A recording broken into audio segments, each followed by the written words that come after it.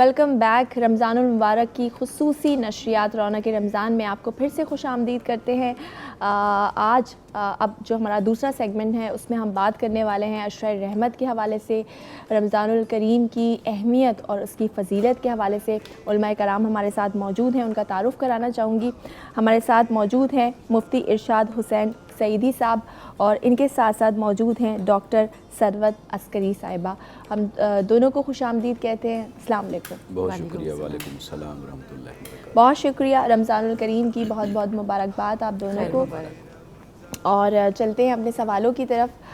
रमज़ान का महीना स्टार्ट हो चुका है, रहमतों का आगाज़ हो चुका है। मुफ्ती साहब, पहला सवाल आपसे करना चाहूँगी कि अल्लाह सुब्हानहू व तआला कुरान करीम में इरशाद फरमाता है कि हमने तुम पर रोज़े फ़र्ज़ किए गए जैसे कि तुमसे पहले वालों पर फ़र्ज़ किए गए थे, ताकि तुम तक़वा या परहेज़गारी इख्तियार करो।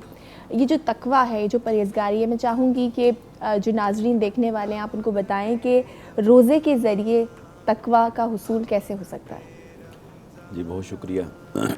बहुत अहम सवाल है क्योंकि यही रोज़े का मकसद है। अल्लाह रब्बुल इज़्ज़त ने कुरान मजीद में इरशाद फरमाया, या अय्युहल्लज़ीना आमनू कुतिबा अलैकुमुस्सियाम, ऐ ईमान वालो तुम पर रोज़े फ़र्ज़ कर दिए गए हैं, कमा कुतिबा अलल्लज़ीना मिन क़ब्लिकुम, जैसा कि फ़र्ज़ किए गए थे तुमसे पहले वाले लोगों पर। तो इससे मालूम हुआ कि रोज़ा जो है वो हर उम्मत में किसी न किसी शक्ल के अंदर जारी रहा है। फिर अल्लाह ताला ने इसके मकसद को बयान करते हुए फरमाया, लअल्लकुम तत्तकून, ताकि तुम मुत्तकी बनो। जी। अब तकवा और परहेज़गारी कैसे हम हासिल कर सकते हैं इस रोज़े के ज़रिए से?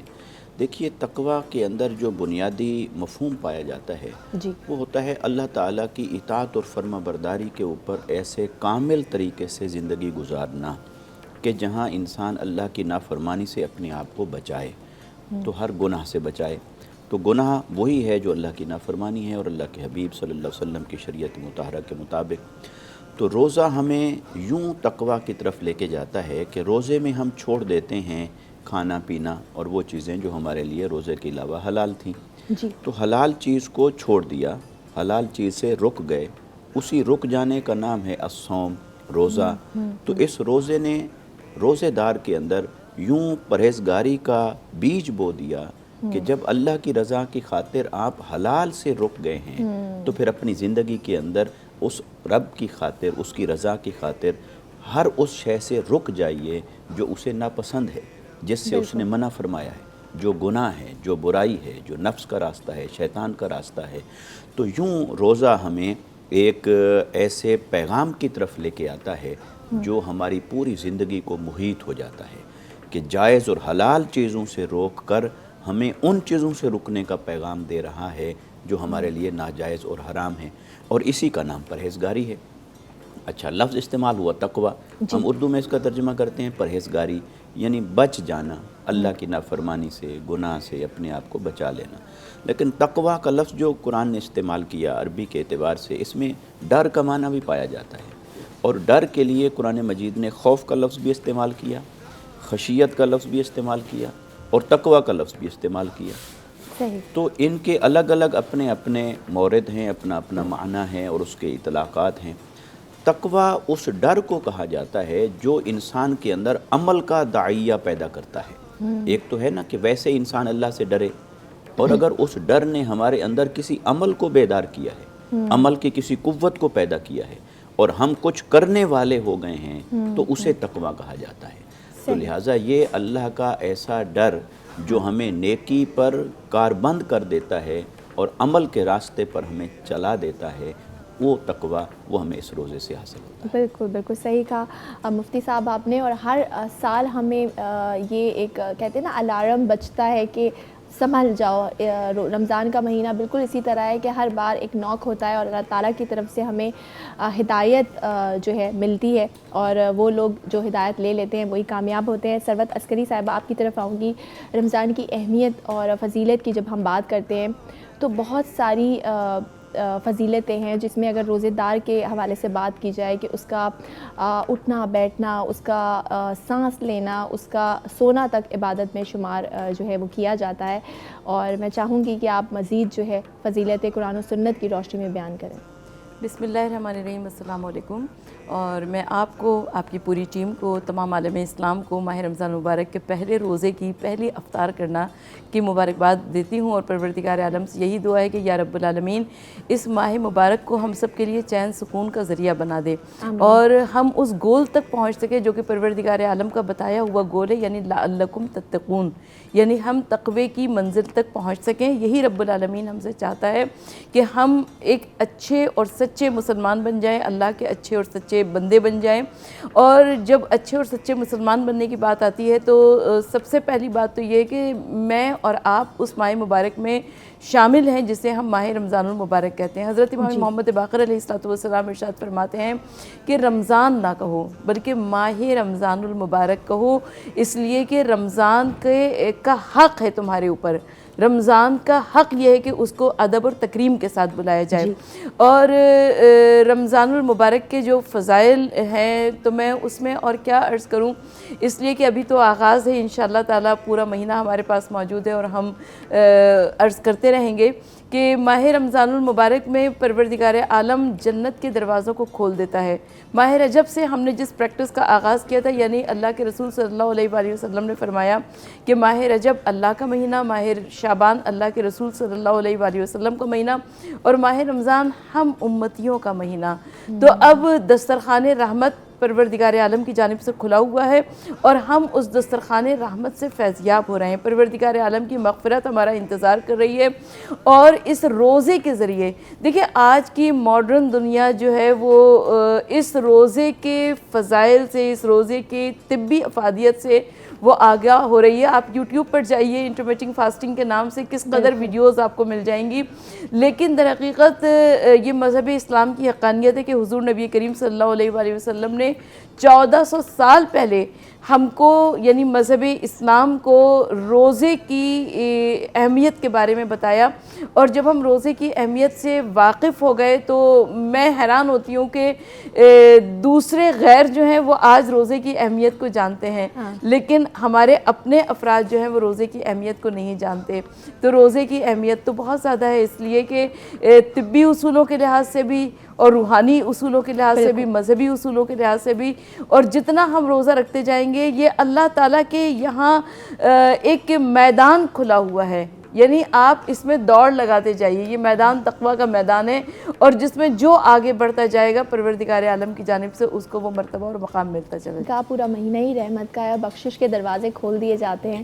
توبہ اللہ سبحانہ و تعالیٰ فرماتا ہے کہ کوئی ہے جو آئے مجھ سے معافی مانگے، میں اس کو معاف کر دوں گا. بے شک بہت ہی فضیلت والا مہینہ ہے. سرور صاحبہ آپ کی طرف رمضان المبارک کی نو ڈاؤٹ فضیلتیں اتنی زیادہ ہیں کہ ہم بیان کرتے کرتے تھک جائیں، وقت کم پڑ جائے ماشاءاللہ سے. تو یہ بھی کہا جاتا ہے کہ جب نیکیوں کی بات کرتے ہیں تو ڈیورنگ رمضان جو نیکی ہے وہ اس کا ثواب بڑھا دیا جاتا ہے.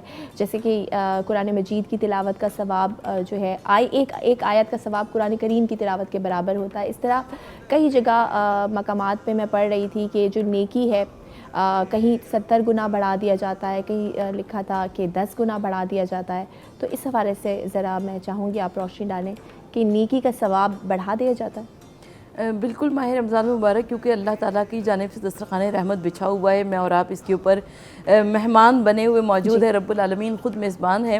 تو اب پروردگار عالم کی رحمت برس رہی ہے، اور جب رب العالمین کی رحمت برس رہی ہے تو اب وہ چاہے تو 1 گنا، 10 گنا، 70 گنا، 700 گنا زیادہ دے، اس لیے کہ وہ رب العالمین ارحم الراحمین ہے. وہ پروردگار عالم غفور الرحیم ہے. وہ رب العالمین اس کی رحمت بے تحاشا ہے، بے پناہ ہے، اور رب العالمین اس رحمت کو عطا فرما رہا ہے ہم پر. تو جیسے کہ آپ نے فرمایا قرآن مجید کی بہار کا مہینہ یہ ماہ رمضان المبارک کہلاتا ہے، اور ایک ایک آیت کی تلاوت کا ثواب کئی گنا زیادہ ہمیں ملتا ہے.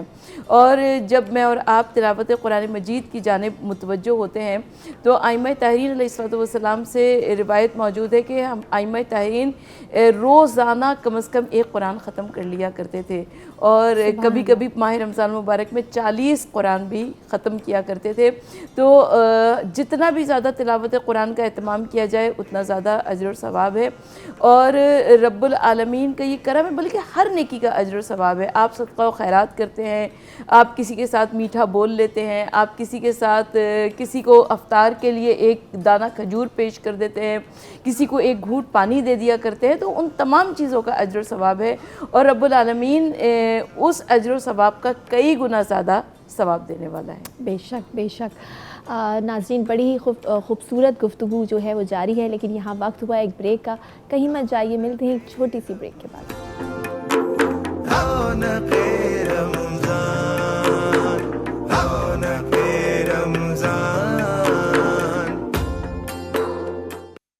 رونق رمضان میں ایک بار پھر سے آپ کو خوش آمدید کرتے ہیں۔ رحمتوں اور برکتوں کی بات ہو رہی ہے، رمضان الکریم کی بات ہو رہی ہے، اس کی فضیلت، اس کی اہمیت کے حوالے سے گفتگو کر رہے ہیں۔ مولانا مفتی ارشاد حسین سعیدی صاحب ہمارے ساتھ موجود ہیں، اور ان کے ساتھ ساتھ ڈاکٹر ثروت عسکری صاحبہ بھی موجود ہیں۔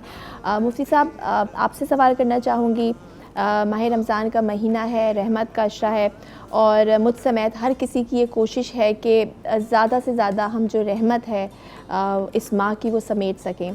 تو آج کے دن کے حوالے سے، اس عشرے کے حوالے سے کوئی خاص دعا، کوئی خاص عمل جو آپ بتانا چاہیں؟ دیکھیں، آج پہلا روزہ ہم نے افطار کیا الحمدللہ اللہ رب العزت کی توفیق سے۔ اس ماہ مبارک کا جو سب سے بڑا عمل ہے وہ تو یہی روزہ ہے، کیونکہ اللہ رب العزت نے اس کی روزے کے ساتھ ہی یہ شان رکھی اور اسی کے ساتھ ہی اس کی تخصیص فرمائی ہے۔ مگر اس روزے کے ساتھ ساتھ اگر ہم آقا علیہ الصلوۃ والسلام کی سیرت مطہرہ سے اور آپ کی سنت مبارکہ سے دیکھیں اور پڑھیں تو اللہ رب العزت کو نماز بہت پسند ہے۔ تو جو نماز اس نے فرض کی وہ تو فرض ہے، مگر فرض کے علاوہ اللہ رب العزت کی بارگاہ میں بہت پسند ہے کہ انسان اس کے حضور قیام کرے، رکوع کرے، سجدہ کرے، اپنی تسبیحات اور مناجات اللہ رب العزت کے حضور پیش کرے۔ تو لہٰذا ہمیں چاہیے کہ اس ماہ مبارک کے اندر ہم اپنی فرض عبادات کے ساتھ ساتھ نفلی عبادات کو بھی بڑھائیں، اور ان نفلی عبادات میں اپنے آپ کو اللہ رب العزت کی طرف یوں متوجہ کریں کہ جیسے ہمیں آقا علیہ الصلوۃ والسلام کی سیرت سے، پھر اہل بیت اطہار اور ائمہ اطہار کی سیرت سے، اسی طرح صحابہ کرام کی زندگیوں سے اور صالحین اور اولیاء کرام کی زندگیوں سے ملتا ہے۔ سب سے اہم چیز یہ ہے جس کو ہم کہیں کہ مناجات کریں، یعنی اللہ سے باتیں کرنا سیکھیں، کہ ہم کچھ وقت ایسا نکال لیں کہ ہم اللہ تعالیٰ سے اپنے آپ کو ہم کلام کریں اور یوں محسوس کریں کہ ہم اللہ رب العزت کے حضور حاضر ہیں اور وہ ہماری طرف متوجہ ہے، اور اس کیفیت کے ساتھ اپنی عبادتوں کو بڑھائیں۔ پھر ایک خاص عبادت جو اس ماہ مبارک کے ساتھ امتیازی شان رکھتی ہے وہ قرآن مجید کی تلاوت ہے، کیونکہ یہ نزول قرآن کا مہینہ ہے، اور آقا علیہ الصلوۃ والسلام بھی قرآن مجید کا دور فرمایا کرتے تھے، تو لہٰذا قرآن مجید کو پڑھنا چاہیے، اور وہ صرف تلاوت کے درجے پر نہ ہو بلکہ اسے سمجھنا بھی چاہیے، تاکہ ہمیں معلوم ہو کہ اللہ رب العزت نے ہمارے لیے کیا نازل فرمایا۔ جیسے حضرت مولا کائنات کرم اللہ وجہہ الکریم آپ فرماتے ہیں کہ جب میرا دل کرتا ہے کہ اللہ مجھ سے کلام کرے تو میں قرآن مجید کی تلاوت کرتا ہوں، اور جب میرا دل یہ چاہے کہ میں اپنے مولا سے، اپنے رب سے کلام کروں تو پھر میں نماز پڑھتا ہوں۔ بالکل، بہت خوب، سبحان اللہ سبحان اللہ۔ اور ثروت صاحبہ بہت ہی خوبصورت انہوں نے بات کہی، مناجات کرنا، ذکر و اذکار کرنا، نیکیوں کا ثواب بھی بڑھا دیا ہے۔ میں آپ سے جاننا چاہوں گی کہ شیاطین کو اس ماہ کہا جاتا ہے کہ قید کر لیا جاتا ہے، اللہ تعالیٰ ہمیں ہر جگہ بتا رہا ہے، احادیث نبوی صلی اللہ علیہ وآلہ وسلم ہے کہ کتنا ثواب ہے، لیکن پھر بھی بہت سارے ایسے لوگ ہیں جو اس مہینے میں بھی سو رہے ہیں، غفلت کی نیند سو رہے ہیں، جو ان کے اندر کا شیطان ہے میرے خیال ہے وہ قید نہیں ہوتا ہے، بہت سارے ایسے غلط کام کر رہے ہوتے ہیں، تو کس طرح سے ان کی اصلاح کی جا سکتی ہے؟ دیکھیے، سب سے پہلے یہاں پر یہ جو آپ کا سوال ہے یہ بہت سارے لوگوں کی زبانوں پر آتا ہے کہ ہم دیکھتے ہیں کہ روڈز کے اوپر جھگڑے ہو رہے ہوتے ہیں، لوگ ایک دوسرے سے گالم گلوچ کر رہے ہوتے ہیں، ہاتھا پائی کر رہے ہوتے ہیں، گھروں میں بڑے مسائل ہوتے ہیں، تو کیا مطلب کیا شیطان کو قید نہیں کیا جاتا؟ نہیں، شیطان کو تو قید کیا جاتا ہے، لیکن انسان کے اندر ایک اپنی چیز موجود ہے جسے ہم نفس کہتے ہیں، اور یہ نفس جو ہے انسان کو پریشان کرتا رہتا ہے، بار بار پریشان کرتا ہے، اور جب نفس انسان کے اوپر حاوی ہو جاتا ہے تو پھر کبھی انسان دوسروں کا حق بھی مارتا ہے، کبھی انسان ایسے کام بھی کرتا ہے کہ جس کی بنا پر اس کو بعد میں ذلت اٹھانی پڑے۔ تو ہم کو سب سے پہلے اس نفس کو کنٹرول کرنے کی ضرورت ہے۔ تو روزہ جو ہے وہ بہترین چیز ہے، اس لیے کہ تقوی اور پرہیزگاری کو حاصل کرنے کے لیے روزہ بہترین چیز ہے، جو کہ انسان کو اگر روزے کے تمام تر بنیادی جزیات کو سمجھتے ہوئے ہم روزے کو رکھیں۔ روزہ صرف کھانے پینے کو چھوڑ دینے کا نام نہیں ہے۔ حضور نبی کریم صلی اللہ علیہ وآلہ وسلم نے ایک مرتبہ مسجد مدینہ منورہ میں دیکھا کہ ایک عورت بحالت روزہ اپنی کنیز کو گالیاں دے رہی تھی، تو حضور نبی کریم صلی اللہ علیہ وآلہ وسلم نے کھانا منگوایا اور اس عورت سے کہا کہ تم کھانا کھا لو، تو اس نے کہا کہ یا رسول اللہ صلی اللہ علیہ وسلم میرا تو روزہ ہے۔ آقا صلی اللہ علیہ وآلہ وسلم نے فرمایا کہ تم نے اب وہ روزہ کہاں سلامت رہا، اس لیے کہ تم نے اس کنیز کو اتنا برا بھلا کہا، اتنی گالم گلوچ کی۔ تو سب سے پہلی بات تو یہ کہ ہم کو کوشش کرنی چاہیے کہ اپنی عبادات کی حفاظت کریں، اپنے روزے کی اور اپنے نمازوں کی حفاظت فرمائیں، حفاظت کریں، تاکہ پروردگار عالم بھی اس کا اجر و ثواب ہم کو عطا فرمائے۔ اور اس کے بعد جب اجر و ثواب ہم کو عطا فرمائے گا تو انشاءاللہ تعالی انسان گناہوں سے دور ہوتا چلا جائے گا، اپنے نفس پر کنٹرول اس کا بڑھتا چلا جائے گا، اور جس کے لیے سب سے بہترین مددگار ہمارے لیے روزے جیسی عبادت ہے۔ بالکل صحیح، بہت اچھے انداز میں آپ نے بتایا۔ بے شک روزہ جو ہے وہ ہمیں ہماری روحانی اصلاح کرتا ہے، ہماری روح کو پاک کرتا ہے، ہمیں برائیوں سے بچنے کی جو ہے توفیق دیتا ہے روزہ۔ وہ لوگ جو کہ ہمیں دیکھ رہے ہیں وہ ہمیں کال کر سکتے ہیں، آپ کے سوالات بھی پروگرام میں شامل کیے جائیں گے۔ کوئی بھی سوال اگر آپ کرنا چاہتے ہیں، علماء کرام ہمارے ساتھ موجود ہیں، 0800-14455 پر آپ ہمیں کال کر سکتے ہیں۔ مزید گفتگو جاری رہے گی، لیکن فی الحال وقت ہوا ایک بریک کا، کہیں مت جائیے، دیکھتے رہیے رونق رمضان۔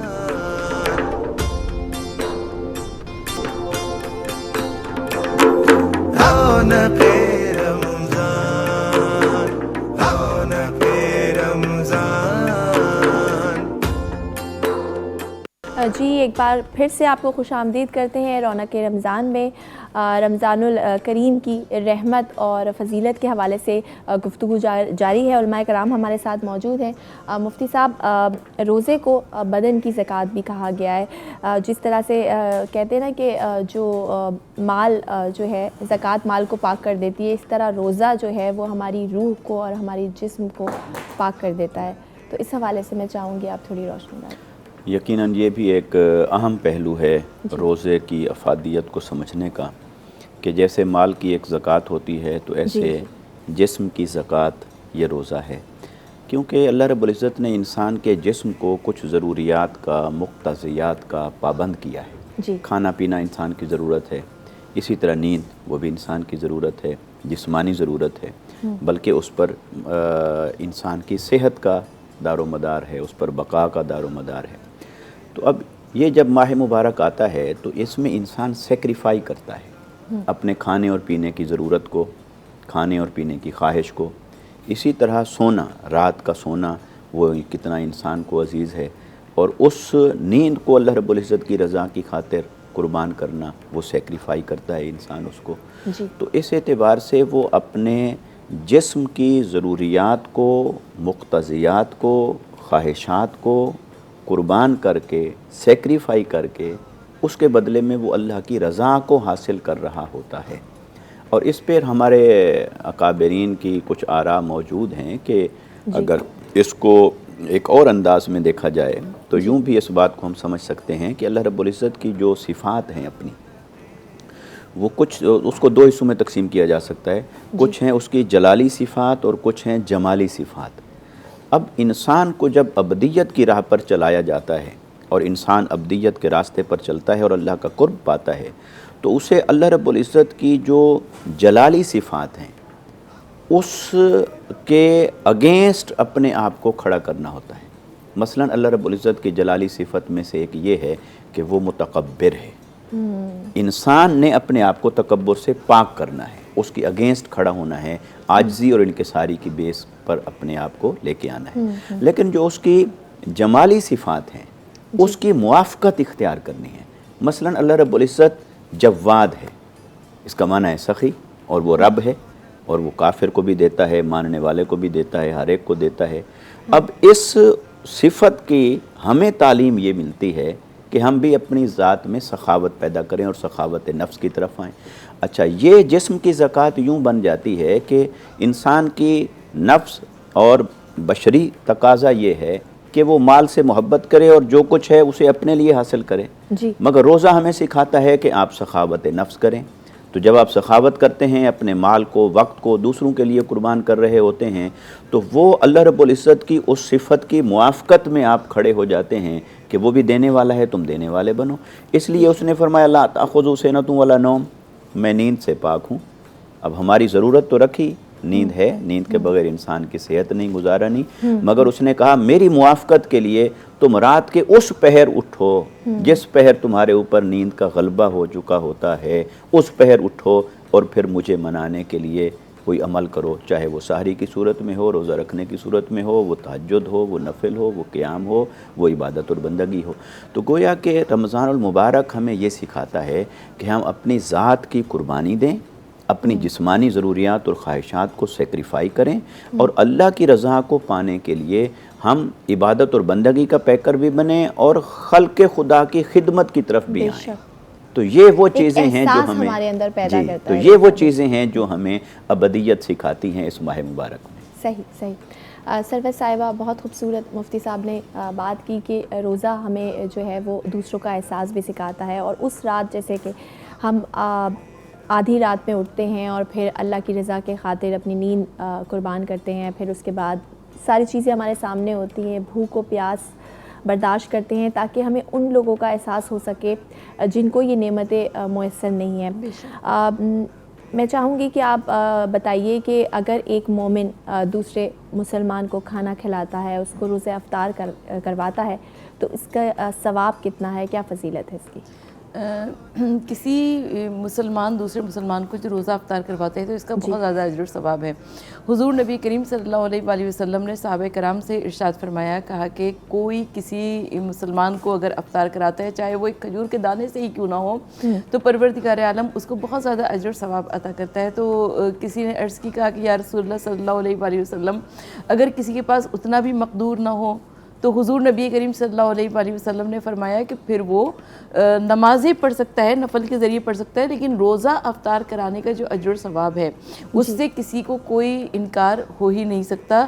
اور جب میں اور آپ نیکیوں کے سفر کی جانب گامزن ہوتے ہیں تو ہم کو یہ معلوم ہوتا ہے کہ کسی مسلمان کو اگر سحری کرائی جائے یا افطار کرایا جائے، اسی لیے ہم دیکھتے ہیں کہ ماہ رمضان المبارک میں بہت سارے لوگ اپنے دوسرے بہن بھائیوں کا خیال رکھ رہے ہوتے ہیں، ان کے گھر کچھ راشن بھجوا رہے ہوتے ہیں، کچھ چیزیں بھجوا رہے ہوتے ہیں۔ اچھا، یہ جو مالی ذمہ داریاں ہیں، یہ اللہ رب العزت کی جانب سے ہم سب کے اوپر عائد کی گئی ہیں۔ یعنی اگر روزہ کوئی قضا کرتا ہے تو اس کا اگر کفارہ ہے یا فدیہ ہے تو وہ بھی اجناس کی صورت میں، راشن کی صورت میں آتا ہے، تاکہ خلق خدا کو فلاح مل سکے، بھلائی مل سکے، اس کی خیر خواہی ہو سکے۔ رب العالمین کو تو ہم سے کچھ بھی نہیں چاہیے، وہ پاک پروردگار عالم، اگر ہم روزہ رکھتے ہیں تو اپنے لیے، نماز پڑھتے ہیں تو اپنے لیے، اور اگر اس کا کفارہ یا فدیہ نکالتے ہیں تو وہ بھی در حقیقت انسانوں کو ہی جاتا ہے۔ ہمارے ارد گرد ہماری جو سوسائٹی ہے، ہمارا جو معاشرہ ہے، وہ بہترین راستے پر، ایک جادہ عمل پر گامزن ہو جاتا ہے۔ تو سب سے پہلی بات تو یہ کہ ہم کو اپنی عبادات کی حفاظت کرنی چاہیے، اور اپنی عبادات کی حفاظت کرتے ہوئے اپنے اعضاء و جوارح کی حفاظت کرنی چاہیے، اپنی زبان کی، اپنی آنکھوں کی حفاظت کرنی چاہیے، اپنے کان کی حفاظت کرنی چاہیے، تاکہ نہ ہم کچھ برا دیکھیں، نہ ہم کچھ برا سنیں، نہ ہم کچھ برا بولیں۔ اور اس کے ساتھ ساتھ جب انسان اپنے مالی حقوق کو ادا کرتا ہے، جب انسان زکوٰۃ کی صورت میں، خمس کی صورت میں، رب العالمین کی جانب سے یہ اتنی خوبصورت واجبات ہیں کہ پاک پروردگار عالم نے ہمارے اوپر، در حقیقت امیروں کے اوپر اس لیے ان واجبات کو رکھا ہے تاکہ ان کے مال پاک ہو جائیں۔ بالکل جس طریقے سے کہ روزہ جسم کی زکوٰۃ ہے، روزہ جسم کو پاک کرتا ہے، بالکل ویسے ہی ان کے مال پاک ہو جائیں۔ اس وجہ سے ہم دیکھتے ہیں کہ کہیں پر بھی جب ہم عید الفطر کے فطرے کی جانب متوجہ ہوتے ہیں تو کہیں پر بھی کسی غریب کے لیے نہیں کہا گیا کہ وہ کسی امیر کے گھر جائے اور جا کر اس کے سامنے دستے سوال دراز کرے، بلکہ امیروں سے کہا گیا کہ وہ تلاش کریں اپنے ارد گرد ان غربا کو، ان فقراء کو، ان مستحقین کو جو کہ ان کے حقوق رکھتے ہیں۔ تو سب سے پہلی بات تو یہ کہ ہم کو اپنے ارد گرد دیکھنا چاہیے اور اپنے ارد گرد دیکھتے ہوئے رب العالمین کے احکامات کے اوپر عمل کرنا چاہیے، تبھی ہم روزے کے تمام تر فیوز و برکات کو حاصل کر سکیں گے۔ بالکل صحیح کہا، یہیں سے کنٹینیو کریں گے اور مفتی صاحب سے جاننے کی کوشش کریں گے کہ ایک روزے دار کو کن کن باتوں سے جو ہے وہ اجتناب کرنا چاہیے، لیکن ابھی فی الحال وقت ہوا ایک بریک کا، کہیں مت جائیے، دیکھتے رہیے رونق رمضان۔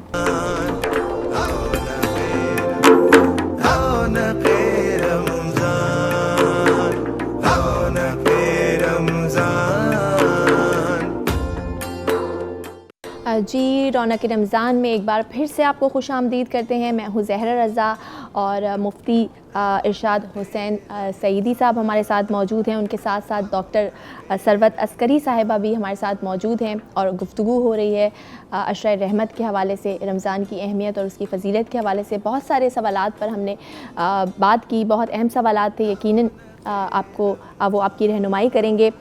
مفتی صاحب، بریک پہ جانے سے پہلے میں بات کر رہی تھی کہ ایک روزے دار کو کن کن باتوں سے اجتناب کرنا چاہیے، تو وہ بھی بتا دیجیے۔ یقیناً یہ اسی طرح کی سوچ بچار کرنے سے ہی ہم اپنے روزوں کو وہ روزہ بنا سکتے ہیں جو خود روزے کی معراج ہوتا ہے، روزے کا مقصود ہوتا ہے۔ جی، اس میں ایک تذکرہ کرنا چاہتا ہوں۔